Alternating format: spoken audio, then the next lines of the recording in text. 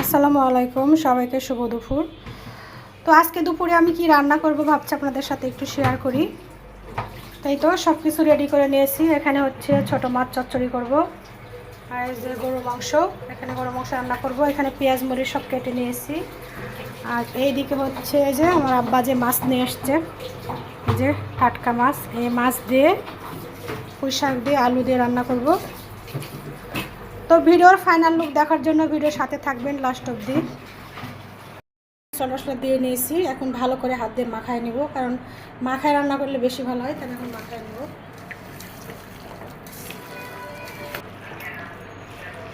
এই তো আমার মাংস মাখানো হয়ে গেছে, ভালো করে মাখায় নিয়েছি। যত মাখাবো গরুর মাংস তত টেস্ট। তো মাখানো হয়ে গেছে, আমি হালকা করে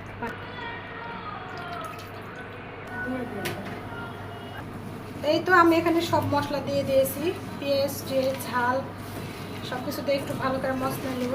আবার কাঁচামরিচও আছে, হাত জ্বলে শেষ হয়ে দিয়ে রাখছে, যে ঝাঁকাই করে পানি ঝরাতে রাখছে, হয়ে হয়েছে।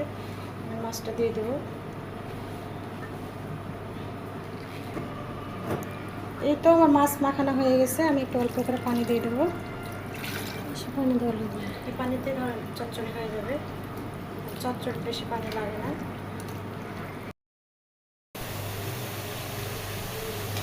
এই তো আমার ছোট মাছের চচ্চড়ি হয়ে গেছে।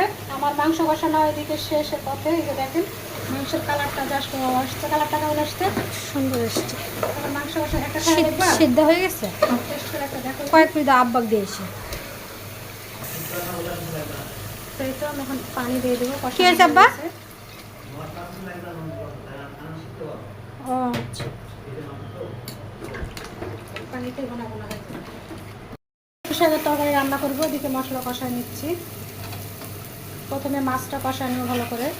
পুঁই শাক কাটা কুটি সব রেডি, মাছও ধুয়ে রেডি করে রাখছে আমার বোন। আমি শুধু রান্না করবো। মাছ কেন কাঁচা মাছ দেওয়া দেখে অনেকেও বলবেন মাছ ভাজলেন না। আমরা টাটকা মাছ হলে ভেজে খাই না, আর কষায় ভেবে রান্না করে খাই, অনেক মজা লাগে। এই তো দেখেন মাছগুলো আমি সুন্দর করে কষায় নিচ্ছি। আর একটু ভালো করে কষানো হয়ে গেলে মাছ তুলে নিয়ে, এই তো আমার মাছ কষানো হয়ে গেছে। আমি একটা একটা করে উঠায় নেবো, কারণ ফুলের মাছ তো এমনি নরম, ভেঙে যাবে, ভেঙে গেলে ভালো লাগবে না। আর এগুলো পুকুরের মাছ চাষ করে না, তো যে স্বাদ হবে না। মেডিসিন বাপের বাড়ি পুকুরের মাছ, বুঝছেন, এটা অনেক স্বাদ হবে। এই জন্য আমি টাটকায় কষা নিলাম। আপনারা ট্রাই